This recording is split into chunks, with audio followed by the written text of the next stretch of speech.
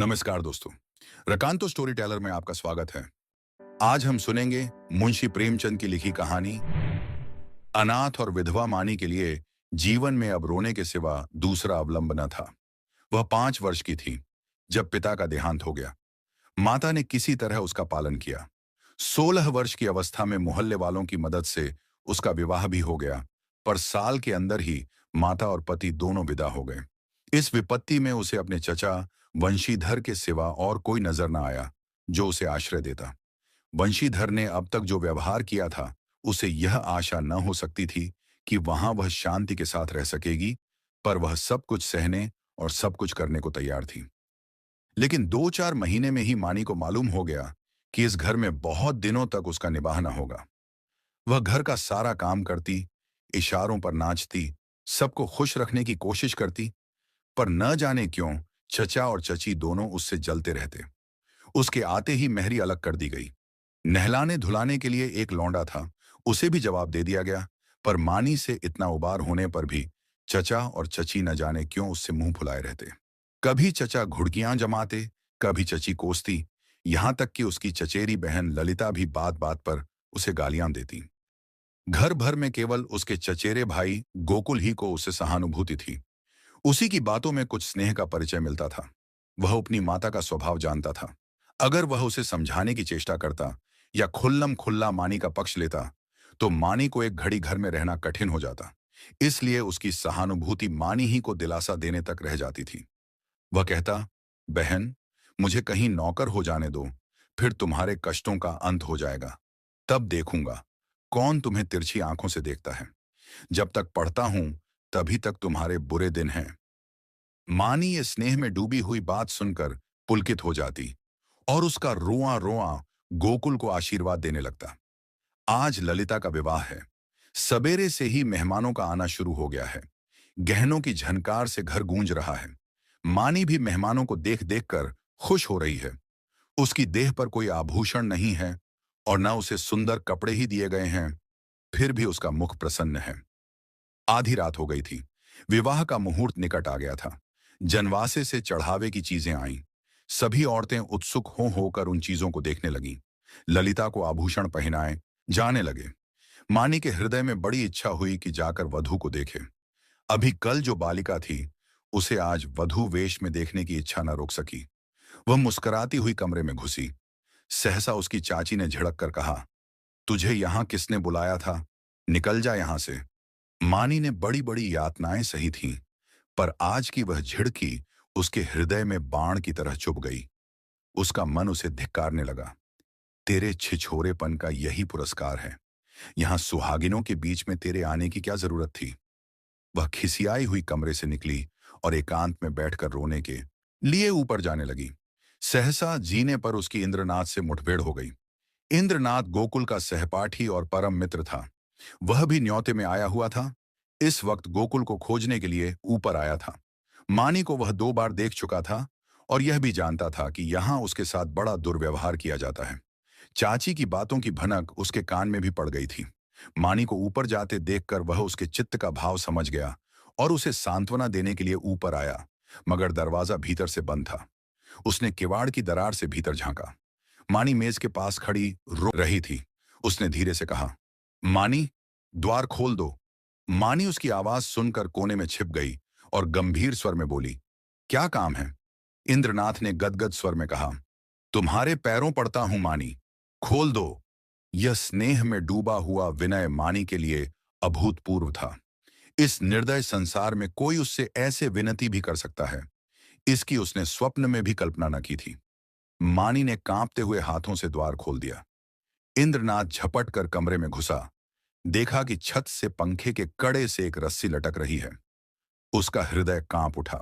उसने तुरंत जेब से चाकू निकालकर रस्सी काट दी और बोला, क्या करने जा रही थी मानी? जानती हो इस अपराध का क्या दंड है? मानी ने गर्दन झुकाकर कहा, इस दंड से कोई और दंड कठोर हो सकता है। जिसकी सूरत से लोगों को घृणा है, उसे मरने के लिए भी अगर कठोर दंड दिया जाए, तो मैं यही कहूंगी कि ईश्वर के दरबार में न्याय का नाम भी नहीं है। तुम मेरी दशा का अनुभव नहीं कर सकते। इंद्रनाथ की आंखें सजल हो गईं। मानी की बातों में कितना कठोर सत्य भरा हुआ था। बोला, सदा ये दिन नहीं रहेंगे मानी। अगर तुम यह समझ रही हो कि संसार में तुम्हारा कोई नहीं है, तो यह तुम्हारा भ्रम है। संसार में कम से कम एक मनुष्य ऐसा है जिसे तुम्हारे प्राण अपने प्राणों से भी प्यारे हैं। सहसा गोकुल आता हुआ दिखाई दिया। मानी कमरे से निकल गई। इंद्रनाथ के शब्दों ने उसके मन में एक तूफान सा उठा दिया। उसका क्या आशय है, यह उसकी समझ में ना आया। फिर भी आज उसे अपना जीवन सार्थक मालूम हो रहा था। उसके अंधकारमय जीवन में एक प्रकाश का उदय हो गया। इंद्रनाथ को वहां बैठे और मानी को कमरे से जाते देखकर गोकुल को कुछ खटक गया। उसकी त्योरियां बदल गईं। कठोर स्वर में बोला, तुम यहां कब आए? इंद्रनाथ ने अविचलित भाव से कहा, तुम्ही को खोजता हुआ यहां आया था। तुम यहां न मिले तो नीचे लौटा जा रहा था। अगर चला गया होता तो इस वक्त तुम्हें यह कमरा बंद मिलता और पंखे के कड़े में एक लाश लटकती हुई नजर आती। गोकुल ने समझा, यह अपने अपराध को छिपाने के लिए कोई बहाना निकाल रहा है। तीव्र कंठ से बोला, तुम यह विश्वासघात करोगे, मुझे ऐसी आशा न थी। इंद्रनाथ का चेहरा लाल हो गया। वह आवेश में खड़ा हो गया और बोला, न मुझे यह आशा थी कि तुम मुझ पर इतना बड़ा लांछन रख दोगे। मुझे न मालूम था कि तुम मुझे इतना नीच और कुटिल समझते हो। मानी तुम्हारे लिए तिरस्कार की वस्तु हो, मेरे लिए वह श्रद्धा की वस्तु है और रहेगी। मुझे तुम्हारे सामने अपनी सफाई देने की जरूरत नहीं है, लेकिन मानी मेरे लिए उससे कहीं पवित्र है, जितनी तुम समझते हो। मैं नहीं चाहता था कि इस वक्त तुमसे ये बातें कहूं। इसके लिए और अनुकूल परिस्थितियों की राह देख रहा था, लेकिन मामला आ पड़ने पर कहना ही पड़ रहा है। मैं यह तो जानता था कि मानी का तुम्हारे घर में कोई आदर नहीं, लेकिन तुम लोग उसे इतना नीच और त्याज्य समझते हो, यह आज तुम्हारी माताजी की बातें सुनकर मालूम हुआ। केवल इतनी सी बात के लिए वह चढ़ावे के गहने देखने चली गई थी। तुम्हारी माता ने उसे इतनी बुरी तरह झिड़का, जैसे कोई कुत्ते को भी ना झिड़केगा। तुम कहोगे, इसमें मैं क्या करूं? मैं कर ही क्या सकता हूं? जिस घर में एक अनाथ स्त्री पर इतना अत्याचार हो, उस घर का पानी पीना भी हराम है। अगर तुमने अपनी माता को पहले ही दिन समझा दिया होता, तो आज यह नौबत ना आती। तुम इस इल्जाम से नहीं बच सकते। तुम्हारे घर में आज उत्सव है। मैं तुम्हारे माता पिता से कुछ बातचीत नहीं कर सकता, लेकिन तुमसे कहने में संकोच नहीं है कि मानी को मैं अपनी जीवन सहचरी बनाकर अपने को धन्य समझूंगा। मैंने समझा था अपना कोई ठिकाना करके तब यह प्रस्ताव करूंगा, पर मुझे भय है कि और विलंब करने में शायद मानी से हाथ धोना पड़े। इसलिए तुम्हें और तुम्हारे घर वालों को चिंता से मुक्त करने के लिए मैं आज ही यह प्रस्ताव किए देता हूं। गोकुल के हृदय में इंद्रनाथ के प्रति ऐसी श्रद्धा कभी न हुई थी। उस पर ऐसा संदेह करके वह बहुत ही लज्जित हुआ। उसने यह अनुभव भी किया कि माता के भय से मैं मानी के विषय में तटस्थ रहकर कायरता का दोषी हुआ हूं। यह केवल कायरता थी और कुछ नहीं। कुछ झेंपता हुआ बोला, अगर अम्मा ने मानी को इस बात पर झिड़का तो वह उनकी मूर्खता है। मैं उनसे अवसर मिलते ही पूछूंगा। इंद्रनाथ, अब पूछने पाछने का समय निकल गया। मैं चाहता हूं कि तुम मानी से इस विषय में सलाह करके मुझे बतला दो।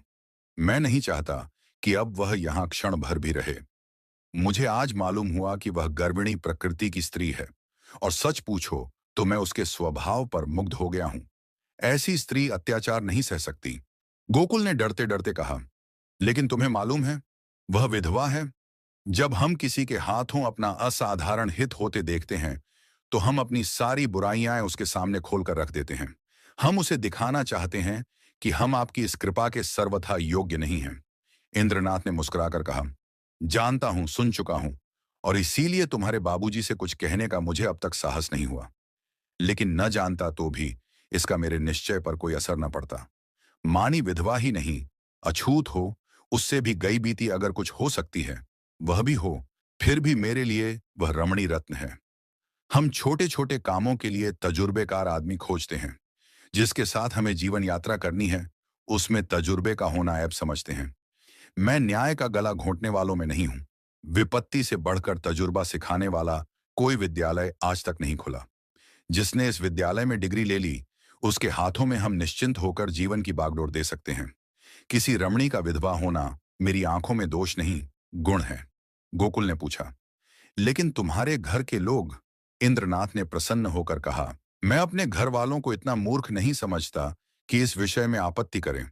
लेकिन वे आपत्ति करें भी तो मैं अपनी किस्मत अपने हाथ में ही रखना पसंद करता हूं। मेरे बड़ों को मुझ पर अनेकों अधिकार हैं। बहुत सी बातों में मैं उनकी इच्छा को कानून समझता हूं, लेकिन जिस बात को मैं अपनी आत्मा के विकास के लिए शुभ समझता हूं, उसमें मैं किसी से दबना नहीं चाहता। मैं इस गर्व का आनंद उठाना चाहता हूं कि मैं स्वयं अपने जीवन का निर्माता हूं। गोकुल ने कुछ शंकित होकर कहा, और अगर मानी न मंजूर करे? इंद्रनाथ को यह शंका बिल्कुल निर्मूल जान पड़ी। बोले, तुम इस समय बच्चों की सी बात कर रहे हो गोकुल। ये मानी हुई बात है कि मानी आसानी से मंजूर न करेगी। वह इस घर में ठोकरें खाएगी, झिड़कियां सहेगी, गालियां सुनेगी, पर इसी घर में रहेगी। युगों के संस्कारों को मिटा देना आसान नहीं है, लेकिन हमें उसको राजी करना पड़ेगा। उसके मन से संचित संस्कारों को निकालना पड़ेगा। मैं विधवाओं के पुनर्विवाह के पक्ष में नहीं हूं। मेरा ख्याल है कि पतिव्रत का अलौकिक आदर्श संसार का अमूल्य रत्न है और हमें बहुत सोच समझकर उस पर आघात करना चाहिए। लेकिन मानी के विषय में यह बात नहीं उठती।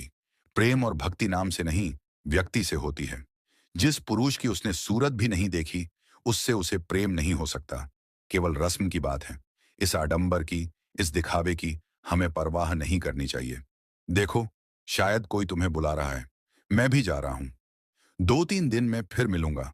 मगर ऐसा ना हो कि तुम संकोच में पड़कर सोचते विचारते रह जाओ और दिन निकलते चले जाएं। गोकुल ने उसके गले में हाथ डालकर कहा, मैं परसों खुद ही आऊंगा। बारात विदा हो गई थी। मेहमान भी रुखसत हो गए थे।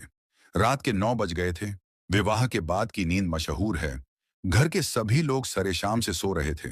कोई चारपाई पर, कोई तख्त पर, कोई जमीन पर, जिसे जहां जगह मिल गई वहीं सो रहा था। केवल मानी घर की देखभाल कर रही थी और ऊपर गोकुल अपने कमरे में बैठा हुआ समाचार पढ़ रहा था। सहसा गोकुल ने पुकारा, मानी, एक ग्लास ठंडा पानी तो लाना, प्यास लगी है। मानी पानी लेकर ऊपर गई और मेज पर पानी रखकर लौटना ही चाहती थी कि गोकुल ने कहा, जरा ठहरो मानी, तुमसे कुछ कहना है। मानी ने कहा, अभी फुर्सत नहीं है भाई, सारा घर सो रहा है। कहीं कोई घुस आए तो लोटा थाली भी न बचे। गोकुल ने कहा, घुस आने दो। मैं तुम्हारी जगह होता तो चोरों से मिलकर चोरी करवा देता। मुझे इसी वक्त इंद्रनाथ से मिलना है। मैंने उससे आज मिलने का वचन दिया है। देखो, संकोच मत करना। जो बात पूछ रहा हूं उसका जल्द उत्तर देना। देर होगी तो वह घबराएगा। इंद्रनाथ को तुमसे प्रेम है, ये तुम जानती हो ना? मानी ने मुंह फेर कर कहा, यही बात कहने के लिए मुझे बुलाया था? मैं कुछ नहीं जानती। गोकुल, खैर, ये वह जाने और तुम जानो। वह तुमसे विवाह करना चाहता है। वैदिक रीति से विवाह होगा। तुम्हें स्वीकार है? मानी की गर्दन शर्म से झुक गई। वह कुछ जवाब न दे सकी। गोकुल ने फिर कहा, दादा और अम्माओं से यह बात नहीं कही गई। इसका कारण तुम जानती ही हो। वह तुम्हें घुड़कियां दे देकर, जला जलाकर चाहे मार डालें, पर विवाह करने की सम्मति कभी नहीं देंगे। इससे उनकी नाक कट जाएगी। इसलिए अब इसका निर्णय तुम्हारे ही ऊपर है। मैं तो समझता हूं तुम्हें स्वीकार कर लेना चाहिए। इंद्रनाथ तुमसे प्रेम करता ही है। यूं भी निष्कलंक चरित्र का आदमी और बला का दिलेर है। भय तो उसे छू ही नहीं गया। तुम्हें सुखी देखकर मुझे सच्चा आनंद होगा। मानी के हृदय में एक वेग उठ रहा था, मगर मुंह से आवाज ना निकली। गोकुल ने अब की खींच कर कहा, देखो मानी, ये चुप रहने का समय नहीं है। क्या सोचती हो? मानी ने कांपते स्वर में कहा, हाँ। गोकुल के हृदय का बोझ हल्का हो गया। मुस्कुराने लगा। मानी शर्म के मारे वहां से भाग गई। शाम को गोकुल ने अपनी मां से कहा, अम्मा, इंद्रनाथ के घर आज कोई उत्सव है। उसकी माता अकेली घबरा रही थी कि कैसे सब काम होगा। मैंने कहा, मैं मानी को कल भेज दूंगा। तुम्हारी आज्ञा हो तो मानी को पहुंचा दूं। कल परसों तक चली आएगी। मानी उसी वक्त वहां आ गई। गोकुल ने उसकी ओर कनखियों से ताका। मानी लज्जा से गड़ गई। भागने का रास्ता न मिला। मां ने कहा, मुझसे क्या पूछते हो? वह जाए तो ले जाओ। गोकुल ने मानी से कहा, कपड़े पहनकर तैयार हो जाओ। तुम्हें इंद्रनाथ के घर चलना है। मानी ने आपत्ति की, मेरा जी अच्छा नहीं है, मैं न जाऊंगी। गोकुल की मां ने कहा, चली क्यों नहीं जाती? क्या वहां कोई पहाड़ खोदना है?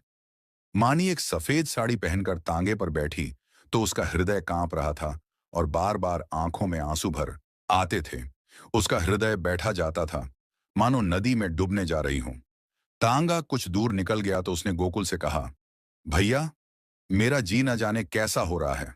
घर चलो, तुम्हारे पैर पड़ती हूं, गोकुल ने कहा।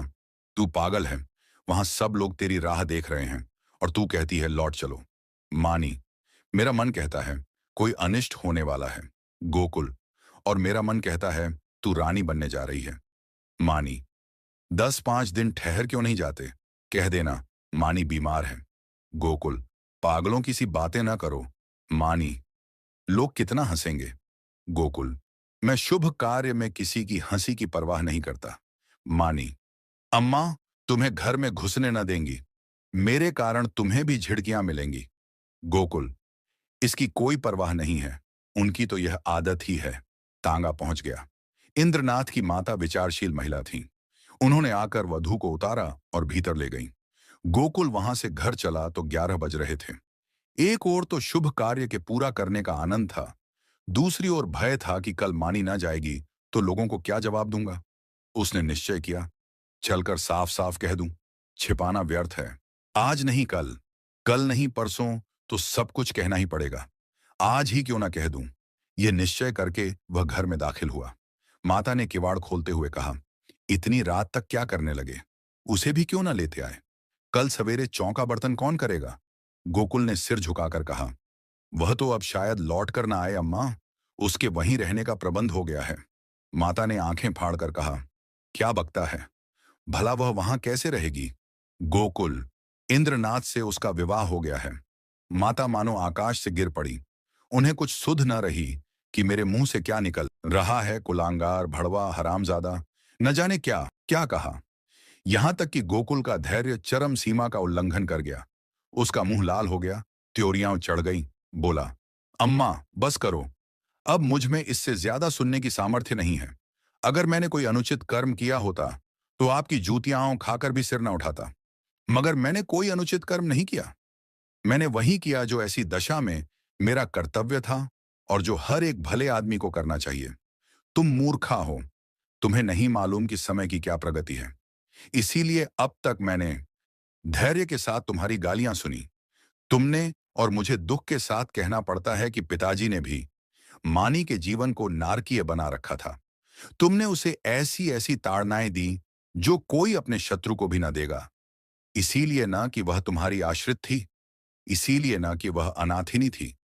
अब वह तुम्हारी गालियां खाने ना आवेगी। जिस दिन तुम्हारे घर विवाह का उत्सव हो रहा था, तुम्हारे ही एक कठोर वाक्य से आहत होकर वह आत्महत्या करने जा रही थी। इंद्रनाथ उस समय ऊपर न पहुंच जाते तो आज हम तुम सारा घर हवालात में बैठा होता। माता ने आंखें मटकाकर कहा, आहा, कितने सपूत बेटे हो तुम कि सारे घर को संकट से बचा लिया। क्यों ना हो, अभी बहन की बारी है। कुछ दिन में मुझे ले जाकर किसी के गले में बांध आना, फिर तुम्हारी चांदी हो जाएगी। ये रोजगार सबसे अच्छा है। पढ़ लिख कर क्या करोगे? गोकुल मर्म वेदना से तिलमिला उठा। व्यथित कंठ से बोला, ईश्वर न करे कि कोई बालक तुम जैसी माता के गर्भ से जन्म ले। तुम्हारा मुंह देखना भी पाप है। यह कहता हुआ वह घर से निकल पड़ा और उन्मत्तों की तरह एक तरफ चल खड़ा हुआ। जोर के झोंके चल रहे थे, पर उसे ऐसा मालूम हो रहा था कि सांस लेने के लिए हवा नहीं है। 1 सप्ताह बीत गया, पर गोकुल का कहीं पता नहीं। इंद्रनाथ को बंबई में एक जगह मिल गई थी। वह वहां चला गया था। वहां रहने का प्रबंध करके वह अपनी माता को ताड़ देगा और तब सास और बहू वहां चली जाएंगी। वंशीधर को पहले संदेह हुआ कि गोकुल इंद्रनाथ के घर छिपा होगा, पर जब वहां पता न चला तो उन्होंने सारे शहर में खोज पूछ शुरू की। जितने मिलने वाले, मित्र, स्नेही, संबंधी थे, सभी के घर गए, पर सब जगह से साफ जवाब पाया। दिन भर दौड़ धूप कर शाम को घर आते तो स्त्री को आड़े हाथों लेते और कोसों लड़के को, पानी पी पी कर कोसों। न जाने तुम्हें कभी बुद्धि आएगी भी या नहीं। गई थी चुड़ैल, जाने देती। एक बोझ सिर से टला। एक मेहरी रख लो, काम चल जाएगा। जब वह न थी तो घर क्या भूखों मरता था। विधवाओं के पुनर्विवाह चारों ओर तो हो रहे हैं। यह कोई अनहोनी बात नहीं है। हमारे बस की बात होती तो विधवा विवाह के पक्षपातियों को देश से निकाल देते, शाप देकर जला देते, लेकिन यह हमारे बस की बात नहीं। फिर तुमसे इतना भी ना हो सका कि मुझसे तो पूछ लेती, मैं जो उचित समझता करता। क्या तुमने समझा था मैं दफ्तर से लौटकर आऊंगा ही नहीं, वहीं मेरी अंत्येष्टि हो जाएगी? बस लड़के पर टूट पड़ी। अब रो, खूब दिल खोलकर। संध्या हो गई थी। वंशीधर स्त्री को फटकारें सुनाकर द्वार पर उद्वेग की दशा में टहल रहे थे। रह रहकर मानी पर क्रोध आता था। इसी राक्षसी के कारण मेरे घर का सर्वनाश हुआ। न जाने किस बुरी साइत में आई कि घर को मिटाकर छोड़ा। वह न आई होती तो आज क्यों यह बुरे दिन देखने पड़ते। कितना होनहार, कितना प्रतिभाशाली लड़का था, न जाने कहाँ गया। एकाएक एक बुढ़िया उनके समीप आई और बोली, बाबू साहब, यह खत लाई हूं, ले लीजिए। वंशीधर ने लपक कर बुढ़िया के हाथ से पत्र ले लिया। उनकी छाती आशा से धक धक करने लगी। गोकुल ने शायद यह पत्र लिखा होगा। अंधेरे में कुछ न सूझा। पूछा, कहाँ से आई है? बुढ़िया ने कहा, वह जो बाबू हुस्नेगंज में रहते हैं, जो बंबई में नौकर हैं, उन्हीं की बहू ने भेजा है। वंशीधर ने कमरे में जाकर लैंप जलाया और पत्र पढ़ने लगे। मानी का खत था। लिखा था, पूज्य चाचा जी, अभागिनी मानी का प्रणाम स्वीकार कीजिए। मुझे यह सुनकर अत्यंत दुख हुआ कि गोकुल भैया कहीं चले गए और अब तक उनका पता नहीं है। मैं ही इसका कारण यह कलंक मेरे ही मुख पर लगना था, वह भी लग गया। मेरे कारण आपको इतना शोक हुआ, इसका मुझे बहुत दुख है, मगर भैया आवेंगे अवश्य, इसका मुझे विश्वास है। मैं इसी 9 बजे वाली गाड़ी से बंबई जा रही हूं। मुझसे जो कुछ अपराध हुआ है उसे क्षमा कीजिएगा और चाची से मेरा प्रणाम कहिएगा। मेरी ईश्वर से यही प्रार्थना है कि शीघ्र ही गोकुल भैया सकुशल घर लौट आवें। ईश्वर की इच्छा हुई तो भैया के विवाह में आपके चरणों के दर्शन करूंगी। वंशीधर ने पत्र को फाड़कर पुर्जे पुर्जे कर डाला। घड़ी में देखा तो 8 बज रहे थे। तुरंत कपड़े पहने सड़क पर आकर एक्का किया और स्टेशन चले। बंबई मेल प्लेटफॉर्म पर खड़ी थी। मुसाफिरों में भगदड़ मची हुई थी। खोमचे वालों की चीख पुकार से कान में पड़ी आवाज न सुनाई देती थी।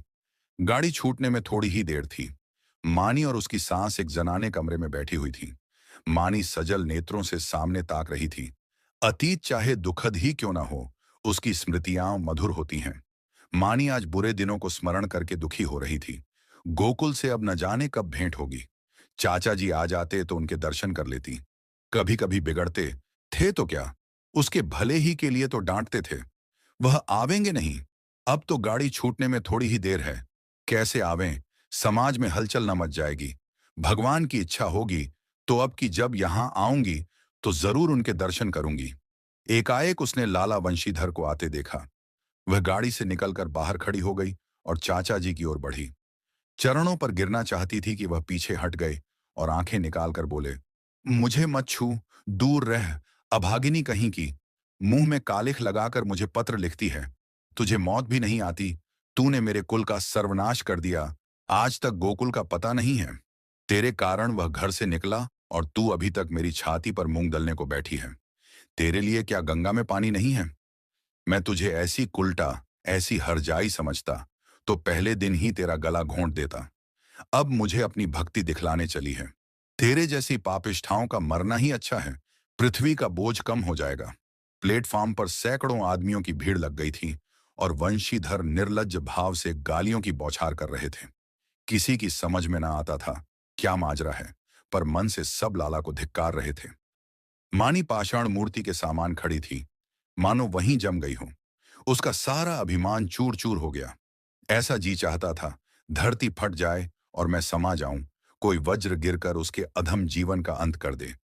इतने आदमियों के सामने उसका पानी उतर गया। उसकी आंखों से पानी की एक बूंद भी न निकली। हृदय में आंसू न थे। उसकी जगह एक दावानल सा दहक रहा था, जो मानो वेग से मस्तिष्क की ओर बढ़ता चला जाता था। संसार में कौन जीवन इतना अधम होगा? सास ने पुकारा, बहू, अंदर आ जाओ। गाड़ी चली तो माता ने कहा, ऐसा बेशर्म आदमी नहीं देखा। मुझे तो ऐसा क्रोध रहा था कि उसका मुंह नोच लूं। मानी ने सिर ऊपर ना उठाया। माता फिर बोली, न जाने इन सड़ियलों को बुद्धि कब आएगी। अब तो मरने के दिन भी आ गए। पूछो, तेरा लड़का भाग गया तो हम क्या करें? अगर ऐसे पापी न होते तो ये वज्र ही क्यों गिरता? मानी ने फिर भी मुंह न खोला। शायद उसे कुछ सुनाई ही न दिया था। शायद उसे अपने अस्तित्व का ज्ञान भी न था। वह टकटकी लगाए खिड़की की ओर ताक रही थी। उस अंधकार में उसे जाने क्या सूझ रहा था। कानपुर आया। माता ने पूछा, बेटी, कुछ खाओगी? थोड़ी सी मिठाई खा लो। 10 कब के बज गए? मानी ने कहा, अभी तो भूख नहीं है अम्मा। फिर खा लूंगी। माताजी सोई। मानी भी लेटी, पर चचा की वह सूरत आंखों के सामने खड़ी थी और उनकी बातें कानों में गूंज रही थीं। आह, मैं इतनी नीच हूं, ऐसी पतित, कि मेरे मर जाने से पृथ्वी का भार हल्का हो जाएगा। क्या कहा था? तू अपने माँ बाप की बेटी है तो फिर मुंह मत दिखाना। न दिखाऊंगी। जिस मुंह पर ऐसी कालिमा लगी हुई है, उसे किसी को दिखाने की इच्छा भी नहीं है। गाड़ी अंधकार को चीरती चली जा रही थी। मानी ने अपना ट्रंक खोला और अपने आभूषण निकालकर उसमें रख दिए। फिर इंद्रनाथ का चित्र निकालकर उसे देर तक देखती रही। उसकी आंखों में गर्व की एक झलक सी दिखाई दी। उसने तस्वीर रख दी और आप ही आप बोली, नहीं नहीं, मैं तुम्हारे जीवन को कलंकित नहीं कर सकती। तुम देवतुल्य हो। तुमने मुझ पर दया की है।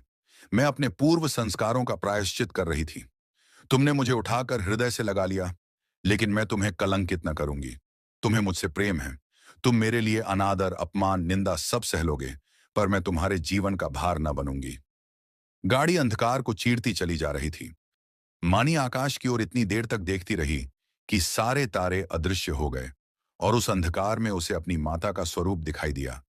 ऐसा उज्ज्वल, ऐसा प्रत्यक्ष कि उसने चौंक कर आंखें बंद कर लीं। न जाने कितनी रात गुजर चुकी थी। दरवाजा खुलने की आहट से माताजी की आंखें खुल गईं। गाड़ी तेजी से चलती जा रही थी, मगर बहू का पता न था। वह आंखें मलकर उठ बैठी और पुकारा, बहू, बहू। कोई जवाब न मिला। उनका हृदय धक धक करने लगा। ऊपर के बर्थ पर नजर डाली, पेशाब खाने में देखा, बेंचों के नीचे देखा। बहू कहीं न थी। तब वह द्वार पर आकर खड़ी हो गई। बहू का क्या हुआ? ये द्वार किसने खोला? कोई गाड़ी में तो नहीं आया? उनका जी घबराने लगा। उन्होंने किवाड़ बंद कर दिया और जोर जोर से रोने लगी। किससे पूछें? डाक गाड़ी अब न जाने कितनी देर में रुकेगी। कहती थी, बहू मर्दानी गाड़ी में बैठे। पर मेरा कहना न माना। कहने लगी, अम्मा जी, आपको सोने की तकलीफ होगी, यही आराम दे गई। सहसा उसे खतरे की जंजीर याद आई। उसने जोर जोर से कई बार जंजीर खींची। कई मिनट के बाद गाड़ी रोकी। गार्ड आया। पड़ोस के कमरे से दो चार आदमी और भी आए। फिर लोगों ने सारा कमरा तलाश किया। नीचे तख्ते को ध्यान से देखा। रक्त का कोई चिन्ह न था। असबाब की जांच की। बिस्तर, संदूक, संदूकची, बर्तन सब मौजूद थे। ताले भी सब बंद थे। कोई चीज गायब न थी। अगर बाहर से कोई आदमी आता तो चलती गाड़ी से जाता कहां? एक स्त्री को लेकर गाड़ी से कूद जाना असंभव था। सब लोग इन लक्षणों से इसी नतीजे पर पहुंचे कि मानी द्वार खोलकर बाहर झांकने लगी होगी और मुठिया हाथ से छूट जाने के कारण गिर पड़ी होगी। गार्ड भला आदमी था। उसने नीचे उतरकर 1 मील तक सड़क के दोनों तरफ तलाश किया।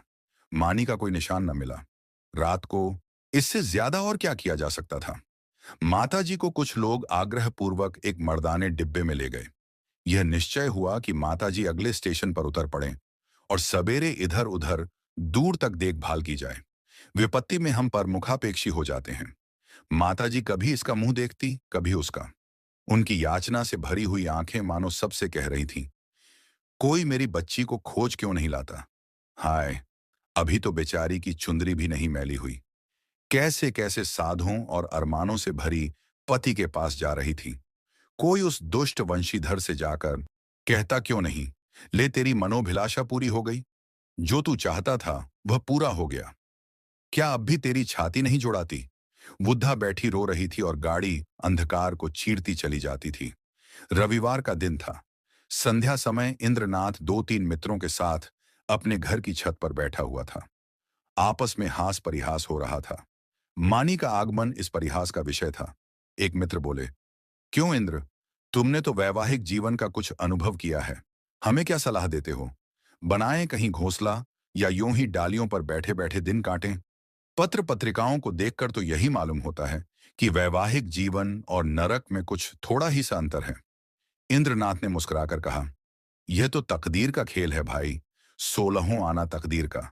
अगर एक दशा में वैवाहिक जीवन नरक तुल्य है तो दूसरी दशा में स्वर्ग से कम नहीं। दूसरे मित्र बोले, इतनी आजादी तो भला क्या रहेगी? इंद्रनाथ, इतनी क्या, इसका शतांश भी ना रहेगी। अगर तुम रोज सिनेमा देखकर 12 बजे लौटना चाहते हो, 9 बजे सोकर उठना चाहते हो और दफ्तर से 4 बजे लौटकर ताश खेलना चाहते हो, तो तुम्हें विवाह करने से कोई सुख ना होगा और जो हर महीने सूट बनवाते हो, तब शायद साल भर में भी ना बनवा सको। श्रीमती जी, तो आज रात की गाड़ी से आ रही हैं? हाँ, मेल से। मेरे साथ चलकर उन्हें रिसीव करोगे ना? यह भी पूछने की बात है। अब घर कौन जाता है, मगर कल दावत खिलानी पड़ेगी। सहसा तार के चपरासी ने आकर इंद्रनाथ के हाथ में तार का लिफाफा रख दिया। इंद्रनाथ का चेहरा खिल उठा। झट तार खोलकर पढ़ने लगा। एक बार पढ़ते ही उसका हृदय धक हो गया। सांस रुक गई। सिर घूमने लगा। आंखों की रोशनी लुप्त हो गई, जैसे विश्व पर काला पर्दा पड़ गया हो। उसने तार को मित्रों के सामने फेंक दिया और दोनों हाथों से मुंह ढांपकर फूट फूट कर रोने लगा। दोनों मित्रों ने घबराकर तार उठा लिया और उसे पढ़ते ही हतबुद्धि से हो दीवार की ओर ताकने लगे। क्या सोच रहे थे और क्या हो गया? तार में लिखा था, मानी गाड़ी से कूद पड़ी। उसकी लाश लालपुर से 3 मील पर पाई गई। मैं लालपुर में हूं, तुरंत आओ, एक मित्र ने कहा। किसी शत्रु ने झूठी खबर ना भेज दी हो? दूसरे मित्र बोले। हाँ, कभी कभी लोग ऐसी शरारतें करते हैं। इंद्रनाथ ने शून्य नेत्रों से उनकी ओर देखा, पर मुंह से कुछ बोले नहीं। कई मिनट तीनों आदमी निर्वाक निस्पंद बैठे रहे। एकाएक इंद्रनाथ खड़े हो गए और बोले, मैं इस गाड़ी से जाऊंगा। बंबई से 9 बजे रात को गाड़ी छूटती थी। दोनों मित्रों ने चटपट बिस्तर आदि बांधकर तैयार कर दिया। एक ने बिस्तर उठाया, दूसरे ने ट्रंक। इंद्रनाथ ने चटपट कपड़े पहने और स्टेशन चले। निराशा आगे थी, आशा रोती हुई पीछे। 1 सप्ताह गुजर गया था। लाला वंशीधर दफ्तर से आकर द्वार पर बैठे ही थे कि इंद्रनाथ ने आकर प्रणाम किया। वंशीधर उसे देखकर चौंक पड़े। उसके अनपेक्षित आगमन पर नहीं, उसकी विकृत दशा पर। मानो वीतराग शोक सामने खड़ा हो, मानो कोई हृदय से निकली हुई आह मूर्तिमान हो गई हो। वंशीधर ने पूछा, तुम तो बंबई चले गए थे ना? इंद्रनाथ ने जवाब दिया, जी हाँ, आज ही आया हूं। वंशीधर ने तीखे स्वर में कहा, गोकुल को तो तुम ले बीते। इंद्रनाथ ने अपनी अंगूठी की ओर ताकते हुए कहा, वह मेरे घर पर है। वंशीधर के उदास मुख पर हर्ष का प्रकाश दौड़ गया। बोले, तो यहां क्यों नहीं आए? तुमसे कहां उसकी भेंट हुई? क्या बंबई चला गया था? जी नहीं, कल मैं गाड़ी से उतरा तो स्टेशन पर मिल गए। तो जाकर लिवा लाओ ना। जो किया अच्छा किया। ये कहते हुए वह घर में दौड़े। एक क्षण में गोकुल की माता ने उसे अंदर बुलाया। वह अंदर गया तो माता ने उसे सिर से पांव तक देखा। तुम बीमार थे क्या भैया? चेहरा क्यों इतना उतरा है? गोकुल की माता ने पानी का लोटा रखकर कहा, हाथ मुंह धो डालो बेटा। गोकुल है तो अच्छी तरह। कहाँ रहा इतने दिन? तब से सैकड़ों मन्नतें मान डाली, आया क्यों नहीं? इंद्रनाथ ने हाथ मुंह धोते हुए कहा, मैंने तो कहा था चलो, लेकिन डर के मारे नहीं आते। और था कहाँ इतने दिन? कहते थे देहातों में घूमता रहा। तो क्या तुम अकेले बंबई से आए हो? जी नहीं, अम्मा भी आई हैं। गोकुल की माता ने कुछ सकुचाकर पूछा, मानी तो अच्छी तरह है? इंद्रनाथ ने हंसकर कहा, जी हाँ, अब वह बड़े सुख से हैं। संसार के बंधनों से छूट गईं। माता ने अविश्वास करके कहा, चल, नटखट कहीं का। बेचारी को कोस रहा है, मगर इतनी जल्दी बंबई से लौट क्यों आए? इंद्रनाथ ने मुस्कुराते हुए कहा, क्या करता। माताजी का तार बंबई में मिला कि मानी ने गाड़ी से कूदकर प्राण दे दिए। वह लालपुर में पड़ी हुई थी। दौड़ा हुआ आया, वहीं दाहक्रिया की। आज घर चला आया। अब मेरा अपराध क्षमा कीजिए। वह और कुछ न कह सका। आंसुओं के वेग ने गला बंद कर दिया। जेब से एक पत्र निकालकर माता के सामने रखता हुआ बोला, उसके संदूक में यही पत्र मिला है। गोकुल की माता कई मिनट तक मरमाहत सी बैठी जमीन की ओर ताकती रही। शोक और उससे अधिक पश्चाताप ने सिर को दबा रखा था। फिर पत्र उठाकर पढ़ने लगी, स्वामी, जब यह पत्र आपके हाथों में पहुंचेगा, तब तक मैं इस संसार से विदा हो जाऊंगी। मैं बड़ी अभागिन हूं। मेरे लिए संसार में स्थान नहीं है। आपको भी मेरे कारण क्लेश और निंदा ही मिलेगी। मैंने सोचकर देखा और यही निश्चय किया कि मेरे लिए मरना ही अच्छा है। मुझ पर आपने जो दया की थी, उसके लिए आपको क्या प्रतिदान करूं? जीवन में मैंने कभी किसी वस्तु की इच्छा नहीं की, परंतु मुझे दुख है कि आपके चरणों पर सिर रखकर न मर सकी। मेरी अंतिम याचना है कि मेरे लिए आप शोक न कीजिएगा। ईश्वर आपको सदा सुखी रखे। माताजी ने पत्र रख दिया और आंखों से आंसू बहने लगे। बरामदे में वंशीधर निस्पंद खड़े थे और जैसे मानी लज्जानत उनके सामने खड़ी थी। आप सुन रहे थे मुंशी प्रेमचंद की लिखी कहानी